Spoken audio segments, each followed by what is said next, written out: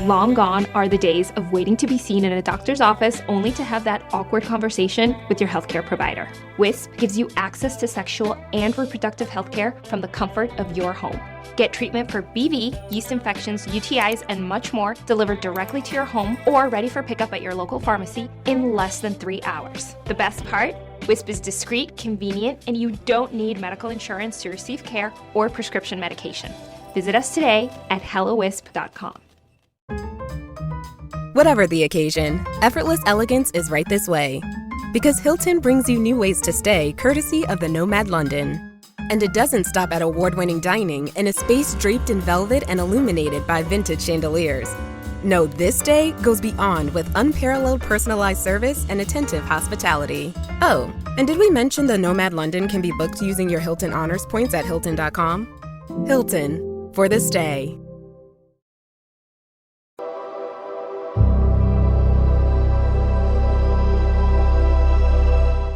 All right, so we're back with Ken and Mike, and my uncle's escaped Alcatraz, and we have a special guest, Paolo Cascio, who's a friend of Ken's, and he's been talking to Ken for a while about Alcatraz ever since the History Channel documentary that was on. So, but Ken, give us a little bit of background with your relationship, and then Paolo, welcome to the podcast, and we'll throw it to you after that to kind of give you a little bit of background as well. Sounds good. Thanks for having me.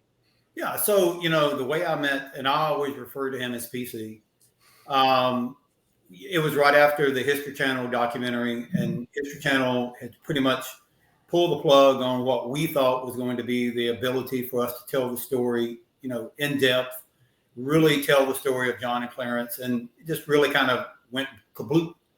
And so during this time frame, I'm getting ready and preparing for the Alcatraz triathlon. I'd been invited in 2016, and we had a Facebook, I had a Facebook page set up that History Channel had us do. And I had a lot of people throughout the year, and still do today, reach out to me and say, hey, I want to help you. I want to talk to you about the show. And for whatever reason, I picked up on this one that Paolo had sent me. And I said, okay, I think I'm going to talk to this guy. And so, I gave him my phone number. We got on the phone together. We started talking. He was telling me, some of his connections that he had in the industry and all of the stuff that he was involved in. And I was telling them about the story and how that I really wanted it to go forward, and how, down I was from the History Channel doing what they did. And Paulo said, why don't you write a screenplay? And I was like, I don't even know how to write, pretty much.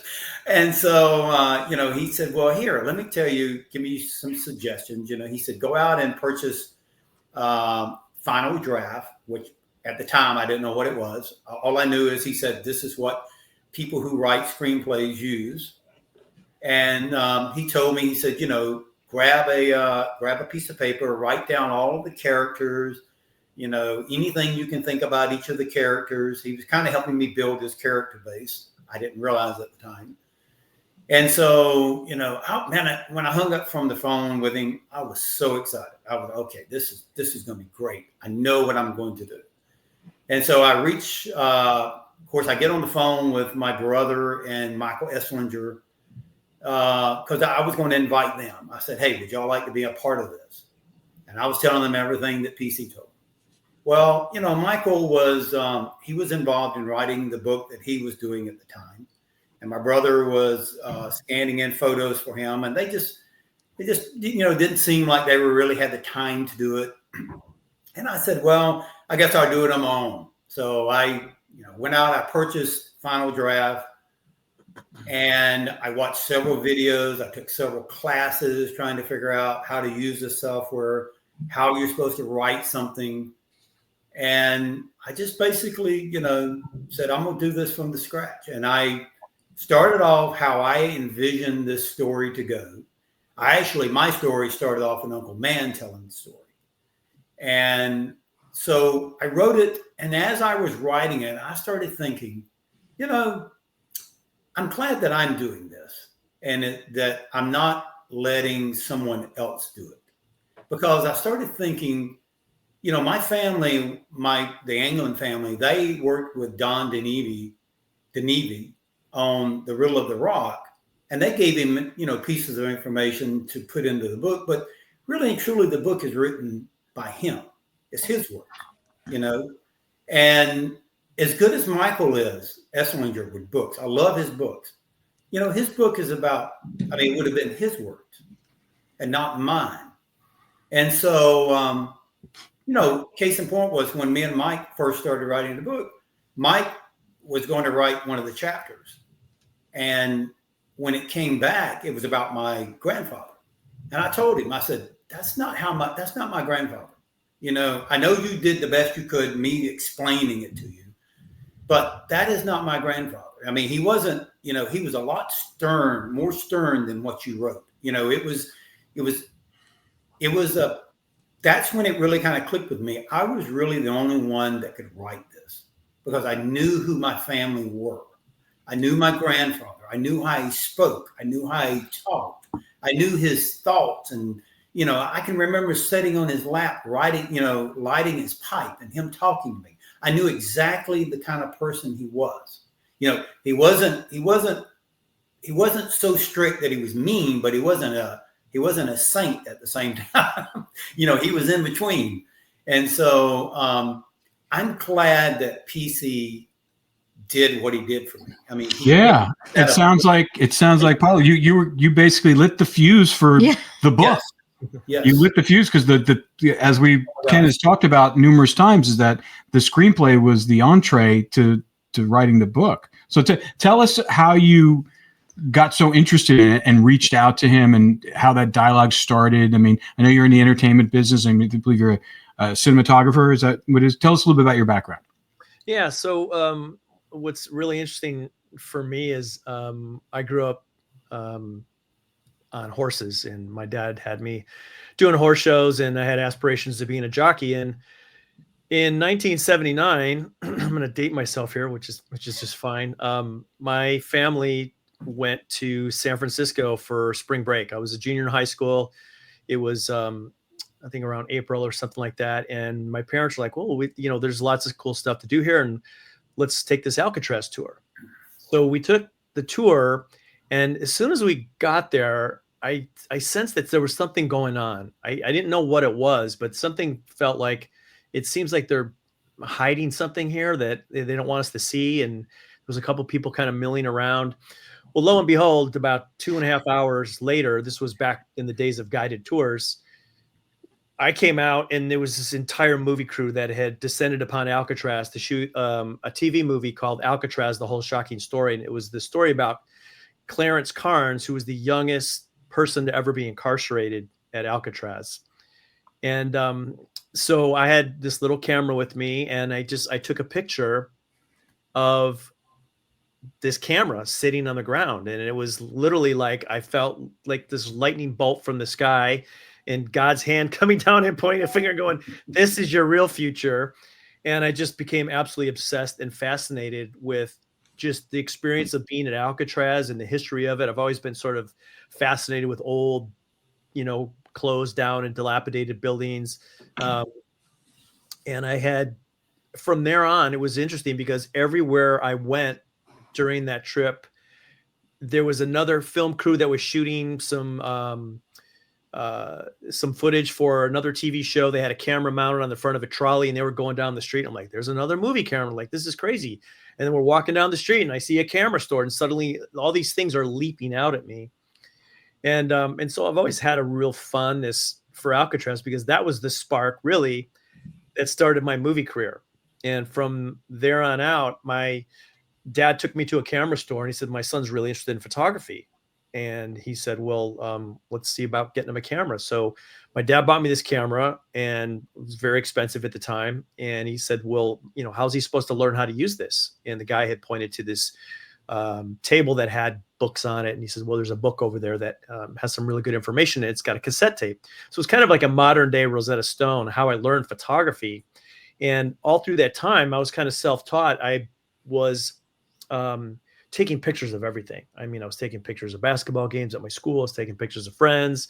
I was experimenting with different kinds of things. I learned how to process and develop my own black and white film. And as soon as I graduated high school, I ended up going to a junior college where I ended up being on the newspaper. And one of the guys there said, he goes, well, you're interested in being a filmmaker and a cinematographer. He goes, you should go to Columbia College. And I'm like, I don't even know what that is. This is pre-internet. So like you had to go to the library to get any information. So I found out about Columbia College, literally dropped out of I think my second semester of junior college. And I started going to film school, where I spent 2.5 years there before I ended up sort of breaking into the industry, working at a rental house, which sort of launched my career. I learned all the mechanics of all the cameras that were out there. I got to learn all the different production companies that were in Chicago, all the different crew members. And so I became sort of just pulled into this vacuum of, oh my gosh, like I'm working in the industry now. This is crazy. So spent a couple years working in a rental house, and then I ended up freelancing. I started my freelance career in 1986, and I landed my first screen credit in 1987 on the movie Planes, Trains, and Automobiles, which is like, it's a good one. That's a good one to start with. Like it's one of the greatest credits I've ever gotten. And every year, we have a family, everybody sits down and watches it. And oddly enough, this past year, there's a Harkins Theater here in Surprise, or I think it's Peoria, Arizona, and they had a special screening of it. And I contacted Harkins Cinema, and I said, I was actually one of the camera crew on this movie. I said, I don't know if you ever have people that kind of come in and talk or whatever. So anyway, they got me in there, and after the movie, the entire theater stayed and listened to me telling stories about what it was like working on that movie and all the funny things that happened along the way. But that's sort of the fast track of me getting up to speed and my first movie credit. But I had really become a lot more interested in documentaries. I kind of left the studio system, as it were, working on movies and television shows in 2013. I sort of hit a brick wall, and I sort of felt like I didn't feel like an artist, and my passion had really started to backslide. And I kind of felt like I was just there for a paycheck. And I knew that was the beginning of the end. If I didn't do something drastic, I was just going to get worse. And so I decided to leave the studio system, as it were, and kind of build my own company and start doing the things that I was really passionate about, which is really important. And in 2014, I think is when Ken and I met, or 2013, right around there. I think it's 2016. Oh, was it 2016? Okay, yeah. I kind of lost track of time. So I've moved all over the place. I lived in Los Angeles. I lived in Atlanta. And when I had met Ken, it was just kind of wild. I mean, I have no problem reaching out to people and just trying whatever I can, because when I get excited about something, like, just get out of my way, because I will find a way, come hell or high water, that I will pursue something at every possible angle I can until I get it. Because one of the things that my father had taught me was that, your passion supersedes everything. He goes, you can't, there's two things you cannot hide: your wild enthusiasm for something, or your complete boredom and disdain. And so I watched this program. I was sitting there with my dad. I go, this is really fascinating. I go, I'm going to try to find this guy. So I went on Facebook, and literally like 5 minutes later, I introduced myself. I'm like, I've been in the film industry for 30 years. I'm fascinated with Alcatraz. It's very special, and it's very intimate, a very strong connection. This is what started my career. And I would love to talk to you and see if there's some way that I can help you push this along. I had a lot of contacts in the industry that I open my door to anybody that has a good project. I try to help them out. I never ask for anything in return, which is, a lot of people are like, well, sign this NDA, and if I help you, you're going to pay me. I never said that. I mean, I looked at Ken as a collaborator, even though I didn't really know him. I'm like, I'd love to help you get this story out, because I'm absolutely fascinated with Alcatraz. And, I'm just here to help if I can. And I'd love to be a part of this in any way, shape, or form, whatever happens with it. So that's kind of hopefully enough information. Very, very clear story and backstory for how you got to this point. And then, is there any?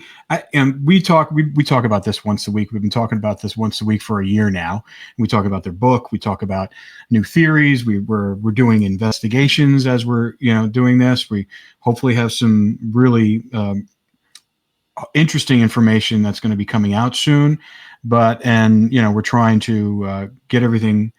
Try to get everything going and to help prove Ken and Mike's thesis in their book based upon all the research they're done. Two questions: have you read their book yet? And number two, what is some of the big things that really fascinate you about this story? Well, I think first and foremost, everyone loves a good mystery solved. That's just, I think, human nature. People love to, unsolved mysteries and things like that. And I think just Ken's passion for this is it's not like he stumbled upon this idea that he wanted to go see if these guys that escaped were actually still out there. I mean, this is his family we're talking about, and so I applaud his every ounce of energy he's put into this so far, because, this is a very strong connection to him, but it's good that he just grabbed the reins on this, because, there's a great saying, lead, follower, get out of the way. And I think, you just recognize, like, man, it'd be great if somebody, like, look in the mirror, that somebody might be you, and so he just jumped in. It's not the height of your intelligence, it's the level of your ambition that really gets people's attention. And that's one of the things that's always attracted me to projects is I don't look for the most experienced people on the planet. I look for the people who have the most heart and passion and excitement for what they're doing, because that's what inspires me, and that's what inspires other people to come aboard on a project in any level. If someone says, well, what's your budget? Yeah, I do that on a corporate level now. When somebody calls me to shoot an event, it's like, I wanted to make sure that I'm the right fit. And if I'm not, I'll just say, I'm probably not the best fit for you, but if I can recommend somebody else to help them out, I will. If not, I'll just, hey, I don't know if you really have enough, realistic budget right now to try to get this done. And one of the things that a line that I always use with producers is, sometimes they come up with this great idea in this project, and they present this script or this idea. And I take things out of context because I'm dyslexic and I'm a visual learner. So I'll say, okay, let's just pretend like you just showed me a Betty Crocker chocolate cake box. And like, here's this beautiful cake. This is what we want to make. I'm like, that looks great. I'd love to help you make that cake. Turn the box around and tell me if you have all those ingredients.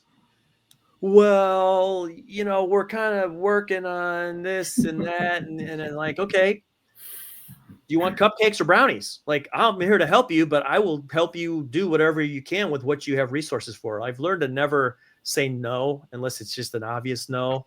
I try to just be sensitive to people's, this is something that they're excited about. And I'm not here to shatter people's dreams, but I'm here to sort of help them manage their expectations of what can be expected and what they can do. And so, with that said, I think it's important that, you, when you're talking about doing something, it's, Ken is just naturally excited about this. This is his family. And like, this is going to get done in one way, shape, or form. It might not be the Betty Crocker cake. It might be cupcakes or brownies, which means this could be a documentary series that could be like, oh my gosh, like Netflix snaps this stuff up in 8 episodes all day long. I have some people that I know at Netflix, which I'd be, to try to help along, whatever channel that is. I mean, sooner or later, I'm going to know somebody that knows somebody, because I've been in my whole life.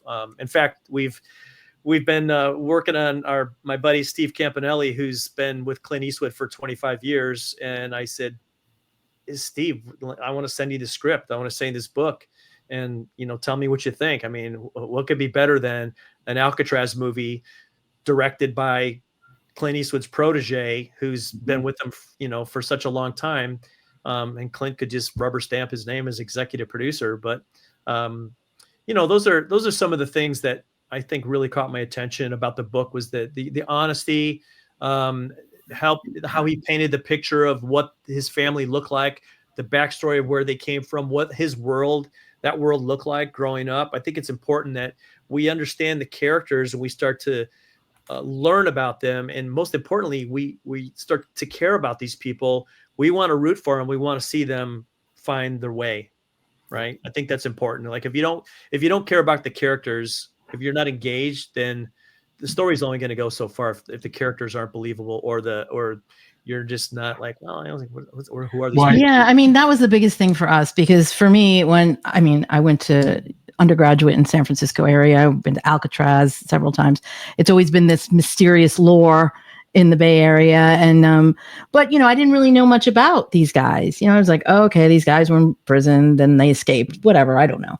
And then when we got the book, I was like, oh my God, I love the book so much, because those characters come alive and you are rooting for them and you do want them to survive. And you do want to have Ken reunite with that family. You can't help it. You're just drawn in. It was written so well and on so many different layers to the characters that for me, I felt very connected to them, which I never expected. They had personalities and faces, and they weren't just these two mugshots of two guys that possibly escaped Alcatraz. They were human beings with a family who's looking for them. And to me, that's the story. And that's what emotionally connected us to the book and why we're doing all of this. Yeah. So, yeah, I mean, the fact that, these both John and Clarence, and not omitting Frank Morris, but just because these two guys are brothers and family members, is that, what was really revealing in the book is just the origin story of how they basically were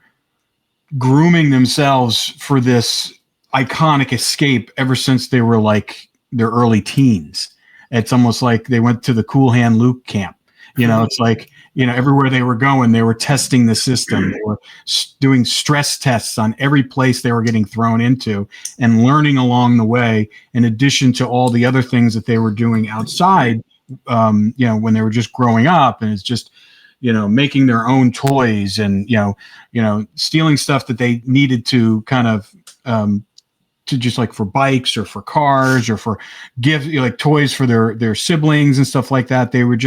They became craftsmen and cunning and, even to the point where, they grew up around water and were just not afraid of water. And it's just like, it's going to, they would swim for miles in Tampa Bay and stuff like that. So they just level of fearlessness and ingenuity that they kind of gained from an early age, that they just kind of, that no one taught them, that they taught them all themselves, and that all of those things were going to come into play in 1962.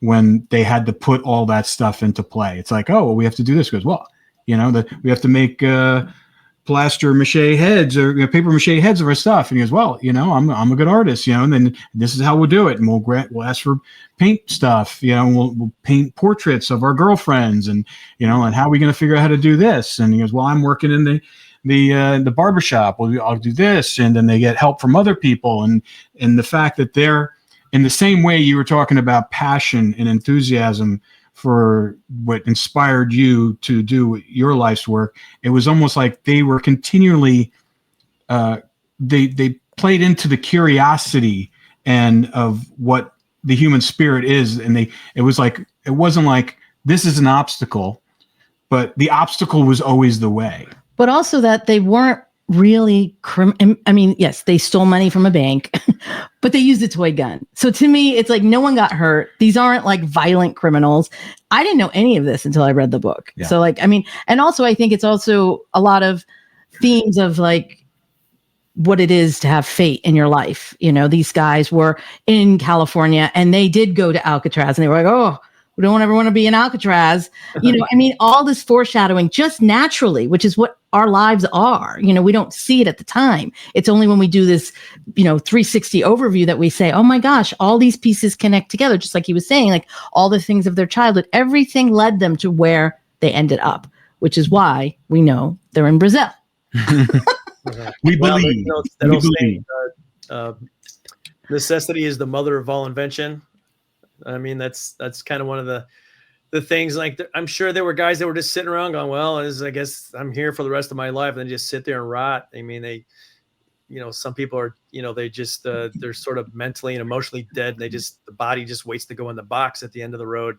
But the fact that they were like, their imaginations were going and they were like, I wonder if we could get out of here, and then like, well, how would we do that? I mean, that's like, when you invest energy and thought into anything, you learn, you understand things better. And I think it's, I teach workshops now to, aspiring filmmakers that start off as photographers and they want to learn how the filmmaking process works. So I think I've been doing that for 7 years now. It's called Filmmaking for Photographers. And one of the things, some of my closing comments is like, stay curious, always be trying to learn something. It's when you don't understand your tools or an industry or anything, it becomes 80% you think about the mechanics of it. And when you master those things, it becomes 20% of what you think about. The other 80% is thought process or creativity or approach, or, how are we going to go about doing something like that? Like I play golf a lot. And when I first started, it was just like, God, you got to do this, you got to do this and this and this and this and this. And now I don't even really think about it. I just sort of like let my body do what it's naturally going to do, because I'm not thinking about 20 things before I try to hit the ball. And, when you're so locked up in trying to control something, they always say that, people, a lot of things that happen on an epic level come to people when they're the most relaxed. And it's called the flow. It's the flow. Exactly. I mean, there's a lot of books written on it, and it just, I think it's just. That's why everybody gets ideas when they're in the shower. Exactly. Yeah. Or when you're jogging, you get up to go to the bathroom or get a drink of water. I'm like, oh my God, I get this brainstorm, and then you can't go to sleep until 6 o'clock. Exactly. Yeah. I just want to jump in real quick and just add a thought. When you were talking earlier about when you saw the documentary in 2015, and you said to yourself, I got to reach out to Ken. I got to talk to this guy. I got to be a part of the story. My story is exactly the same. I saw the same documentary you did. And as soon as I saw it, I said to myself, actually, I said it to my wife, it's like, I got to be a part of the story. I don't know who Ken is, but I got to try to track him down. And by the time I finally did, he had already, I don't know if he'd finished the screenplay. I know he started it. And I told him I have a background in screenwriting, and I would be very interested in talking to him about telling the story. And at the time, he didn't know who I was, and so he wasn't going to just send it to me and reveal all the secrets. And so he told me he had a lawyer, and on the advice of his lawyer, he couldn't release this information. Well, there was no lawyer. That was his polite way of blowing me off. And so Hollywood, no. Yeah. And so, and he's working with you at this time, helping him with his screenplay and, how to create it. Because I told him, I said, if your screenplay is not polished, if it's not ready to go, if you send it to somebody, you've just blown your shot with them, because, they don't have time to work with you to craft the script. It's got to be, film ready when you send it to them. Of course, they're going to have their notes, they're going to have their ideas, and they're going to want to make their changes. But it's got to be 100% ready. And so when he finally sent it to me, well, it took a year. It took a year of convincing him to say, I'm trustworthy, I'm not going to, betray you in any way, kind of thing. And he had exhausted his opportunities, sending him to different people. They all declined. And when I finally saw the story, I understood why they said no, because I told this to Ken before, so I'm not going to hurt his feelings, but I told him, you sent the wrong story. Because he sent them the before Alcatraz story. And I said, no studio is going to do that, because he was going to do a 3-movie deal on the story of his uncles. And I said, no studio is going to do that either. They want the after story. They want after the escape. That's the story they want, because Clint Eastwood told the Alcatraz story. Right. Now they want the after story. And that's what we started to focus on. What's the after story? How is that all going to happen? But we also used the screenplay as the template for the book. When we finally decided we're going to write the book, that was our starting point. So it did serve a really very good purpose. And Ken was adamant about wanting to tell the uncle stories. He says, I want people to get to know them as people, their thoughts, their feelings, their hopes, their dreams, everything about them. We want to incorporate that into the story and not make it sort of a dry biography, from a mile up looking down on them. You want to be walking with them. We want to be in their shoes. And that's what we strove for in the book. So because of your help and because of what you did for Ken, that enabled me to do what I was able to do with him, partner with him for the book. So it's interesting how the pieces all lined up, and now here we are. Yeah. But unfortunately, I got to go. I have to be somewhere right now, so I have to make a quick exit. So it was nice to meet you, and I will look forward to seeing the rest of this interview online when it gets posted. Cool. All right, Mike. We'll talk to you later, bud. Bye, Mike. All right. Bye. Yeah. All right. So, Paolo, so you got to that point where you got him writing. And let's talk a little bit about what your true, like, what's the core fascination with this story? And are there any elements that are more interesting to you than the others? Is it the actual escape? Is it their background? Is it like the aftermath, them being on the run in Brazil, all that kind of stuff? Yeah, I mean, it's kind of a little bit of everything because, since Ken and I have spoken, I watched Prison Break and just started binge watching that. I thought, like, this is one of the most fascinating things I've ever seen. And we just watched Escape. Is that the TV show? What? Did you do that? Yeah, the TV show Prison Break. He directed one of them. Yeah, I actually worked on that. I actually worked on that. He was one of the directors on there. Oh, were you? Okay. Yeah. So Dante Spinotti was like one of my mentors who shot the pilot, and I got a chance to work with him and Brett Ratner when we were over at a film festival in Poland. But it's a fascinating story. I like the timeline, and it's a great series. Yeah, fantastic. And Escape from Dannemora, I was just, whenever it says based on a true story, I'm like, ooh, I start leaning in. And one of the things that my wife and I talked about, who she's works in the tech industry, she's not a creative, so we kind of balance each other out that way. She's like, if I don't care about the characters, like, I'm not going to watch something. And Exactly. it's sort of like something that I've always known, but I never really verbalized it. And it's like you start to really care about, like, these guys. You start to know them, and you start to see, there's integrity. Just because somebody made a bad mistake or made a bad decision, it doesn't mean they're evil. It just means, like, oops, I shouldn't have probably gone 80 miles an hour to 40, and now I'm in jail. What does every USAA member have in common? Family. We're one big family who supports the military community and their eligible families. And if you, your parent, or spouse served, you could join our family and save big on auto insurance. Visit USAA.com/join today to check your eligibility. Membership eligibility and product restrictions apply and are subject to change. USAA means United Services Automobile Association and its affiliates, San Antonio, Texas. This episode is sponsored by Friskies, who would like to tell your cats hi. Now, if that didn't get your cat's attention, there is one thing that always does the trick. Just pour some Friskies crunchy food in the bowl and you'll hear those paws come running. Works every time. With so many Friskies choices, you can always bring your cats running from their secret napping spots. There's always more to explore. See for yourself at friskies.com or visit your local store. Are your business expenses playing hide and seek? With Uber for Business, the small spends that slip through the cracks, like rides and meals, go right where you need them. Because it integrates with leading expense platforms, you can say goodbye to surprise costs, missing dollars, or chasing receipts. Everything's track downable. Uber for Business. Make small steps that make a big impact. Learn more at uber.com/small steps. Hey, it's Bill Simmons from the Bill Simmons Podcast. The NBA playoffs are here, and Michelob Ultra is getting you closer to the game than ever with courtside seats and more. Enter now at MichelobUltra.com/courtside. Michelob Ultra Superior Access Courtside 2024 to 2025 sweepstakes. No purchase necessary. Open to U.S. residents 21 or older. Ends on July 1st, 2025. Multiple entry periods. Visit MichelobUltra.com/superior access/courtside for free entry deadlines and official rules. Message and data rates may apply. Void where prohibited. Yeah. But that was really fascinating to me to kind of watch that. And I completely agree with you, Rob, that, it's the discovery, like what's going to happen after.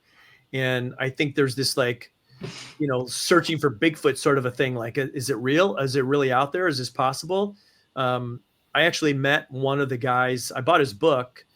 I went back to Alcatraz in 2006. And I bought his book, and he's like, I was at Alcatraz. I forgot the guy's name. I got the book somewhere, and he signed it for me. And I was like, oh my gosh, like you'd love to just have a 12-hour plane ride with this guy and just listen and just tell me about everything and just sit there and listen. Like it's like one of those, like listen to a ghost story or fireside chat where everything that they're telling you is just fascinating. You can't wait to learn more. And I think, the story, I think the reveal is yet to be revealed yet. And I think once we get to that point, I mean, it's going to be like a free for all as far as, it's going to be a land grab for who wants this project. Right now we're sort of just leaving the breadcrumbs along the trail. And as it builds up speed and momentum, I think it's just, everything has a time and a place in Hollywood. I mean, I actually photographed the last 4 survivors that were on the USS Arizona, and they wrote a screenplay. And I told the father of one of the survivors, I said, look, man, it took 15 years to get May Raid. And that was like, because Jamie Foxx hadn't come along yet. It's like, you can never push anything in Hollywood. It's like, when it's ready, it's ready. Yep. Thanksgiving dinner smells really good 30 minutes in, but it's got 3 more hours to cook. Until, if you're not going to wait for that 3 hours, you're not going to get what the real potential of it is. And so I think, just keep moving forward. I mean, that's yeah. I mean, we are, and we have been, and we have a lot of things in the iron right now, investigative wise, and also on, the entertainment side. My wife and I, just like you, I mean, I have 30 years in the business as well. Started out in 20. features. We've Over been doing 25. Yeah. We've been doing this forever. My dad survived. Yeah, we survived basically. I mean, I went to school in Marin County because it was down the street from Lucasfilm. So that gives you an idea of where I started with it. Yeah. So, but I was, that we have a love of film and movies. And one of the first series I ever produced for AMC was behind the scenes of movies that almost didn't get made. Because like you say, it's all about the timing. I talked to every celebrity, every producer, actor, whatever, director of all the Academy Award winning films that almost didn't get made. Yeah. So for this, when we saw this book, we're like, we're getting this made. Yeah. I don't care when, I don't care how, it's happening. So that's awesome. We're totally in that same school of thought of like, things do happen when they're supposed to. Obviously, Ken, your History Channel experience wasn't supposed to happen.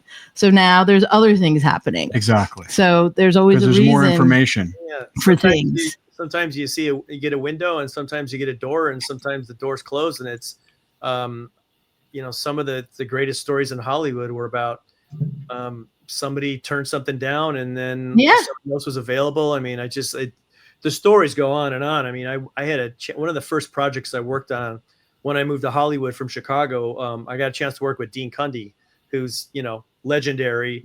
He was telling me stories about Halloween, and like the budget for Halloween was like $375,000. It was like single camera. Yeah. And I said, I asked him, because this guy's got like an IMDb that, is just second to none. It'll choke you. Yeah. And I said, Dean, out of all the movies that you've shot, I go, do you have a favorite? And he said, the Back to the Future series was the most fun for him because he got to explore such a broad range of timelines that it was like, you're looking at a future, you're looking at the Western aspect of it. And just, really neat. And just the whole story about how they replaced Eric Stoltz and Michael J. Fox came in. I'm like, all the stuff that happens behind the scenes, like most of the time it's more exciting than the movie itself. I know. Exactly. Oh yeah. Behind the scenes stuff when I'm shooting, and people don't want to see the pretty pictures. Like, oh, what's the setup look like? Where's he got the lights? Where's the camera? And they're looking around. I learned stuff just from seeing behind the scenes pictures. Because as a cinematographer, I tell people, like, my work doesn't inspire me. My work is rewarding to me when I get to accomplish something that I set out to do. But I look at other people's projects that inspire me, like looking at Ken's and going, that's really inspiring. Like, I couldn't come up with anything like that on my own. I'm not a writer. I'm a good idea guy, but I couldn't write. I have to use ChatGPT to send an email most of the time. Yeah. No, I get what you say about that, but like when you're in the middle of it, and even like in projects, like we've been all the projects we've slugged through, and that there were horrible nightmares, and they turned then the final result turns out great. It's always like the glory is in talking about after the fact. Is like, because like in the moment it's excruciating, like all the stuff that we've been dealing with Ken and trying to prove a lot of these things, and talking to people down in Brazil, and we hired like this crack team of former U.S. Marshals to go down there and look for people, and with Interpol and stuff, all this stuff. And it's just like, you put all this effort into it, and there's like heartbreak after heartbreak when you don't get the result you want. And it's kind of the same thing with filmmaking, where you put so much effort into trying to get your story told.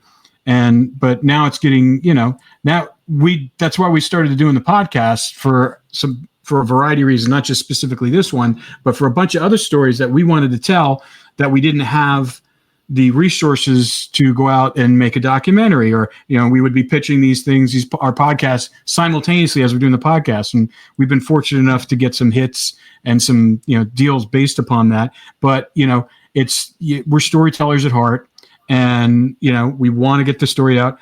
For me, it's like, I felt like this was, because Ken and Mike contacted us thinking they were just going to do one podcast about their book, just to promote their book a little bit. And here we are, like 55 hours a year later. I love it. And we're still digging, because I was like, there's more here. There's more to talk about. Every time we're like, I'll text Ken on a Monday, I go, when can you do the podcast? And he goes, I'm free here. And Mike and I go, well, what are we talking about? And then like within probably 5 minutes, we'll figure out what we're going to talk about, because there's so much fucking to talk about with this stuff. There's just so much, because and then what's really interesting about Ken and Mike's book is that it's not just the escape. It's like you have all these different dramatic elements. You have the Fred Breezy story, where a childhood friend goes off, gets his pilot license because the father wanted to get him his pilot license to get him away from the England brothers because they were a bad influence. Right. He turns out to be a drug running plane pilot for the mob, and then he introduces them to Mickey Cohen, which opens up this whole door, and then that's what.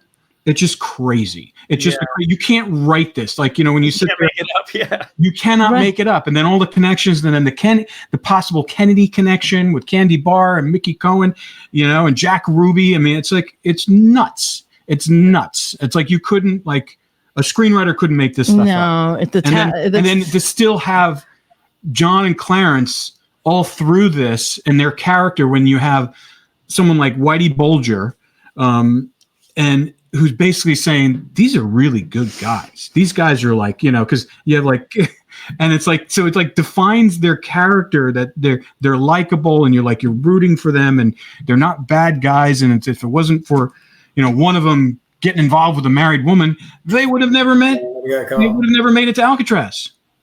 It's just like a comedy, because they got away with the bank robbery. They weren't going to get caught.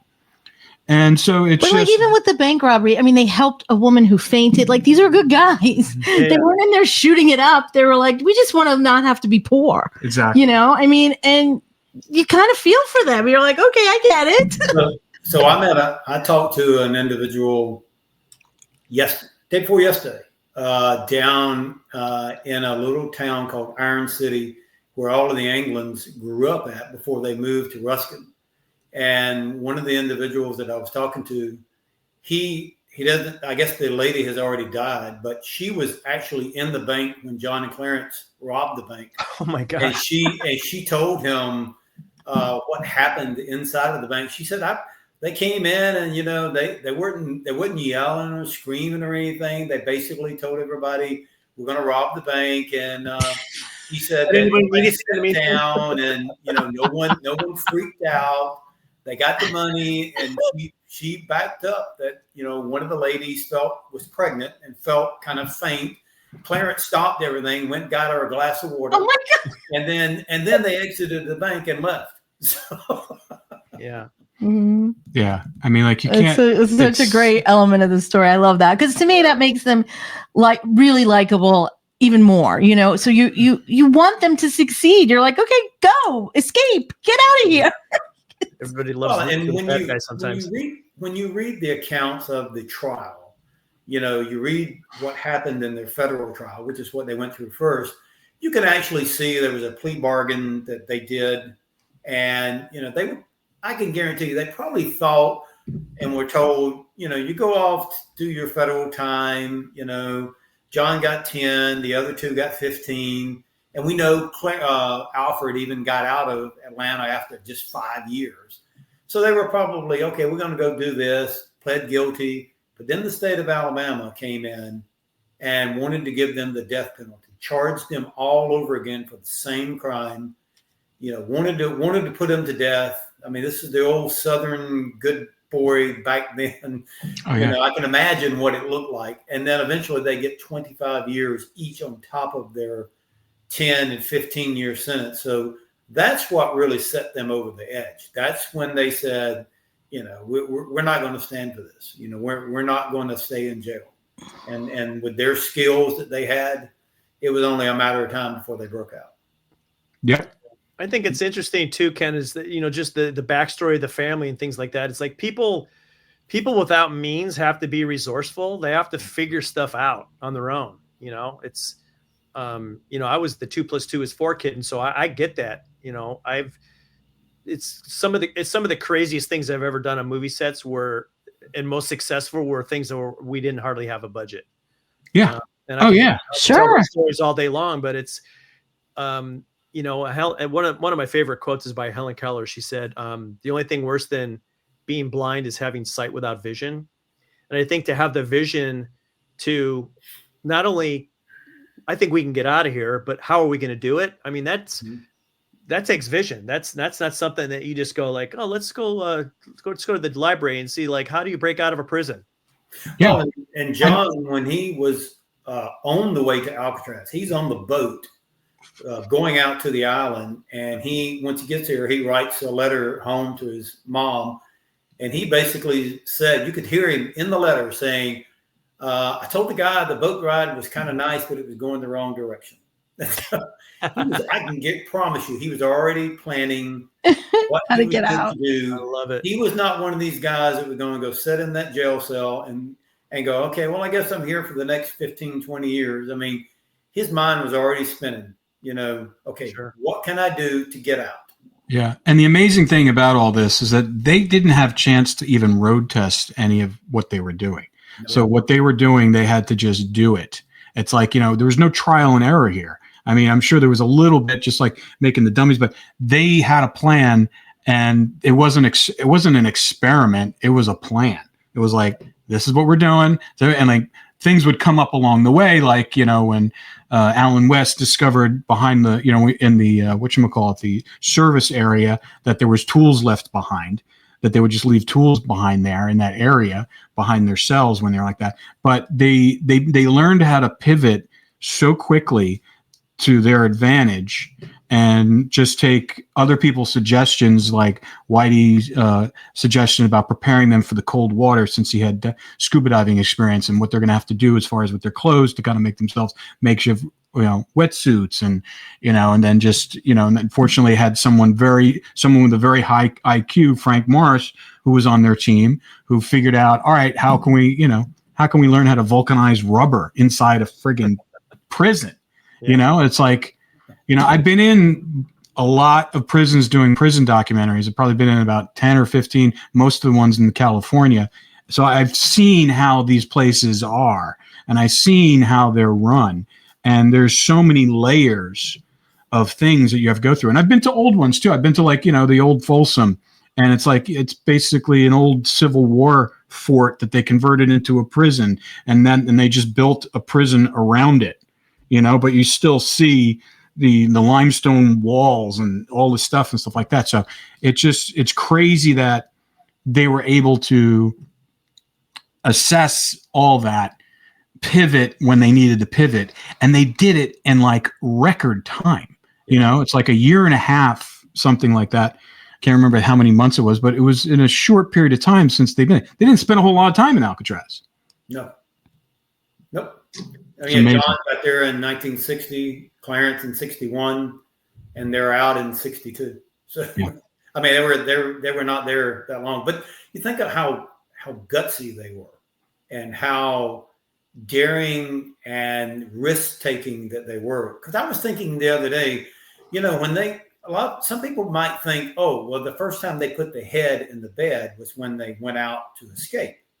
But that's not true. They actually put that head in the bed multiple nights as they went behind the wall to, construct the raft, or if they were putting together tools. And so I started thinking, I was like, okay, so that guard, whoever the guard was, I know the night of the escape, he didn't, he supposedly he didn't do his round.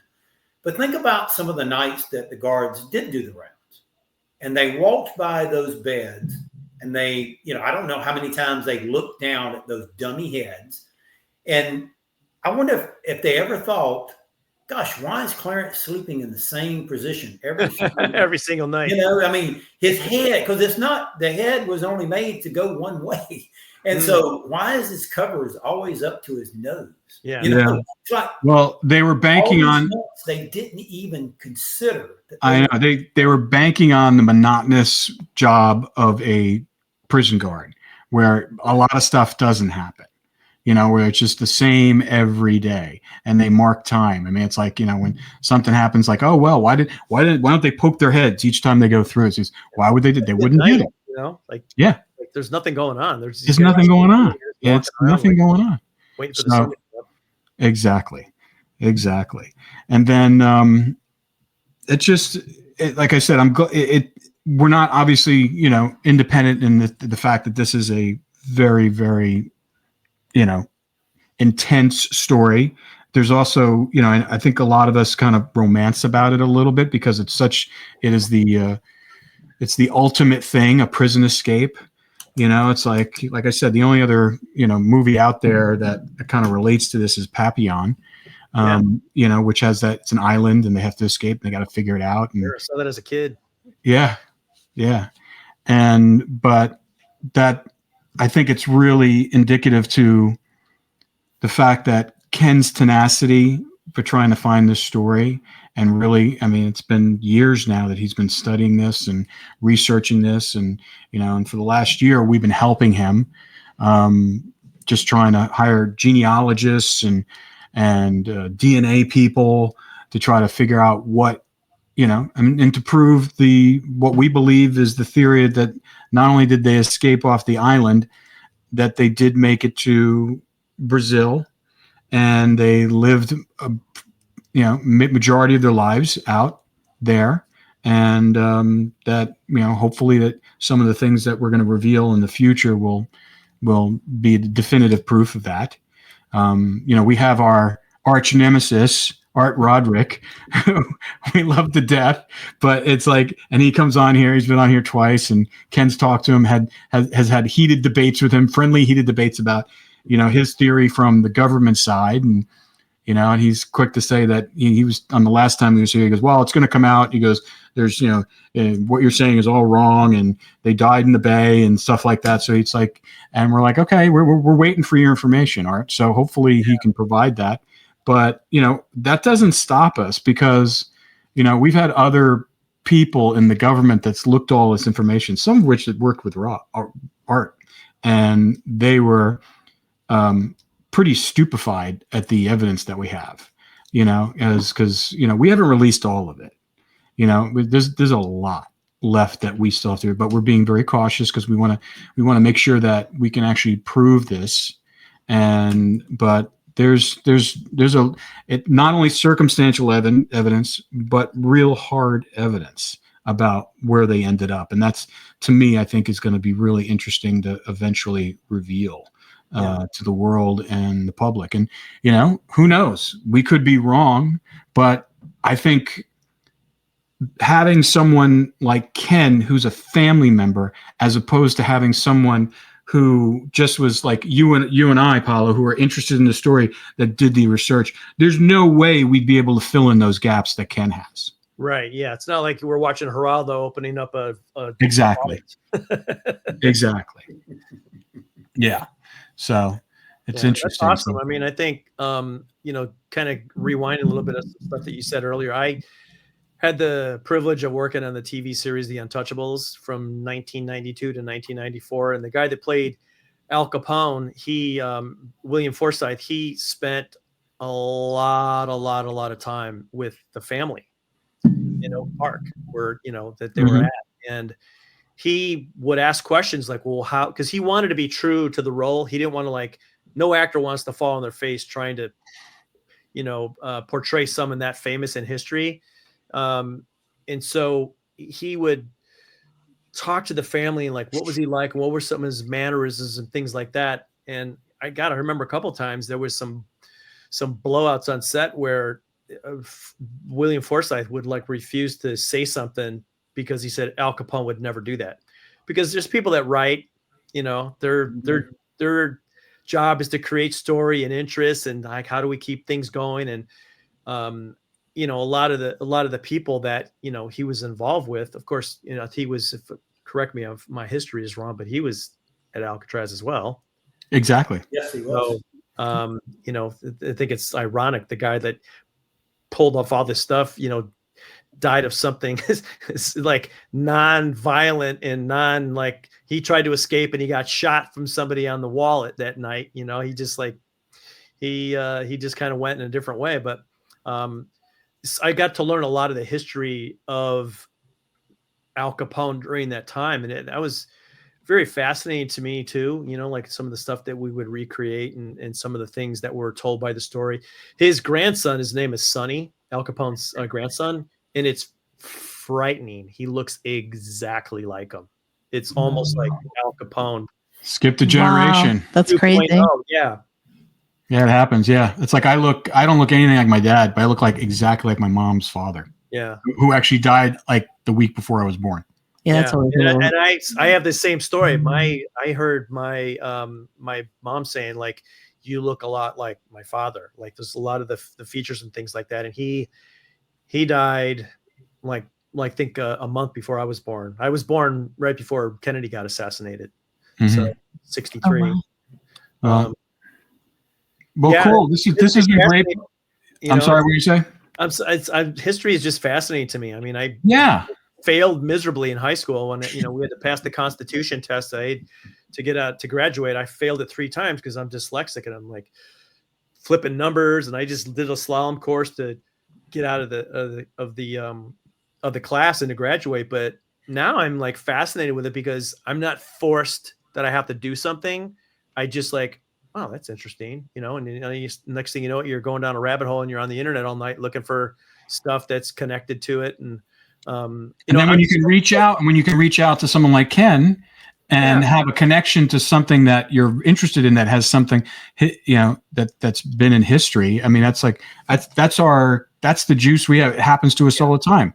Yeah. It's where, you get to talk to these people, you get to interview them, you get to really find out what kind of, what motivated all of this, and see the stories behind the stories. Because as we all know, you only have a limited amount of time when you're doing these things to kind of really tell the whole story. And the whole story it's usually like this much, as opposed to, a mountain's worth of information. Right. Yeah. Well, I mean, I'm just excited to see the progress that Ken's made, and that he didn't give up on this, and, like, well, this is harder than I thought it was going to be. I mean, most people give up right before they're going to hit success. And it's unfortunate because, the difference in temperature between hot water and boiling water is like 1 degree. Yeah. Like, if you'd just kept going, you would have had steam, but it's like, oh, I don't know, how long is this? I don't think this is working. But it's his family. It's important to him. It's important to you guys. I know it's important to me that I'm, to be a part of something that's this cool. I mean, I don't look for projects because of money or anything else. It's like, if I'm excited and I'm interested and I'm passionate about something, you've heard this before. My dad said it to me over and over again. I was growing up, like, you do something you love and you never work a day in your life. Yeah, you're not working. Yeah. I still feel that way right now. I'm just as excited now at, 62 years old as I was when I was, 20, breaking into the business. It's just like, you can't hide your enthusiasm, but when you're bored, it's like, if you don't do something to, like, why am I bored? Am I just not interested? Or is this like, I'm not really stimulated? This isn't really in my wheelhouse. But I think more and more you're seeing the success of documentaries and real stories that people want to hear. And there's so many great ones out there, but unfortunately, the Hollywood system, a lot of times, they're looking for the action figures and the franchise this and the franchise that, and not everything has to be 17 episodes, Exactly. Well, as you know, it's changing in tectonic shifts right now. So Absolutely. who knows what's going to happen next? But for us, we've always been, never really been part of the studio system. I mean, we've worked for a lot of networks and stuff like that. I worked for the studios for like 5 years, but then after that, when we started doing documentaries and unscripted, we never really did reality. We did unscripted docuseries, but it's mostly stories that we really wanted to do or tell, like turn down big shows that I was like, I don't want to do that. That's not what's going to make me happy at all. And focused more on projects that we're passionate about. And I think that that's the key, because if you don't follow your passion, then you're just going to be floating along and not in this kind of industry where you're telling stories and people are giving you their life stories like this. You have to be enthusiastic, you have to be passionate about it, or that's part it's of the just respect. not going to get made properly, And we fight all the time for like people, when we're doing stuff and like the networker will come in and say, well, we want this to happen and we want that. I go, well, that's not what happened. That's not what happened. And we're not going to say that. Telling true life stories and true crime stories. I mean, victims' families, and we're very, very sensitive to that because it's Ken's family. Exactly. Yeah. No, it's important to do that. I mean, it's funny too, because you said, like you've turned down things. Like when I got the opportunity to photograph the last guys that were on the USS Arizona, I left a TV series that I was working on, making really good money, and people thought I was nuts. But I shared my passion for what I was doing on social media, and I went to GoFundMe, which I knew nothing about. And I said, look, here's what I'm going to do. And I have this opportunity, and it's like, I'm looking to see if anybody else might be interested in seeing me pull this off. And I crowdfunded the entire thing. Literally. Nice. Good for you. That's what I'm talking about. Good for you. It's like, that's awesome. That's independent, filmmaking at its finest. You just decide you're going to do something and you just do it, and you find the way to do it. Like every independent film that I've done, it's like, I start blocking out, I start storyboarding, I start doing shot lists. And by the time I'm ready to shoot, I have the money. Yeah. You figure out, it just kind of appears. So you have to really, and that's awesome. That's what we've been doing with Ken's project. We've been willing it, and we've been getting a lot of interest. So that's good. So, and we have a lot of things in the works, which is also good. And we're hopefully, soon we're going to make some announcement. But just wanted to thank you again, Paolo, for being on, and we'll keep you up to date on everything's going on here. But just a general podcast announcement. Well, we won't be on next week because we're going to be at Alcatraz for 3 days. Good for you. Ken and Mike are going to be doing a book signing event, and we just got approval to be able to do the podcast. We're going to try to do 3 podcasts from Alcatraz Island because we just got permission to do that. So it's going to be exciting. So anybody who doesn't see us next week, just know the week after, the 3 weeks after, we're going to have some pretty amazing content, basically doing the podcast, talking to people that are buying the book. And also hopefully we're going to try to see if we can do one of the podcasts literally right outside the cells where they escaped. So it's going to be pretty exciting. We're really excited about it. And, Paolo, we really enjoyed your perspective, and my God, I mean, you basically tipped off the book. So it's like, thank you for your help in this and supporting Ken's family story, and look forward to talking to you in the future. Yeah, it's been an absolute pleasure. And I'm going to talk to Ken offline here when we finish up and see if I can figure out a way to get out to Alcatraz, because I would love nothing more than to go back there again. I mean, it's been 19 years since I was there. And every time I'm there, it's just like I'm 16 years old again. Yeah. For the first time, and going, oh my gosh, like I had no idea. Like this place started a career in Hollywood for me. And oddly enough, the picture that I took, which I'll share with you guys, I'll email to you. This guy was walking next to the camera. He had a cup of coffee, wearing Ray-Ban aviator glasses, and he looked right at me as I was taking the picture. And it took me literally 28 years later, I got to work with that guy, and I gave him a hug like he was my long lost, family member.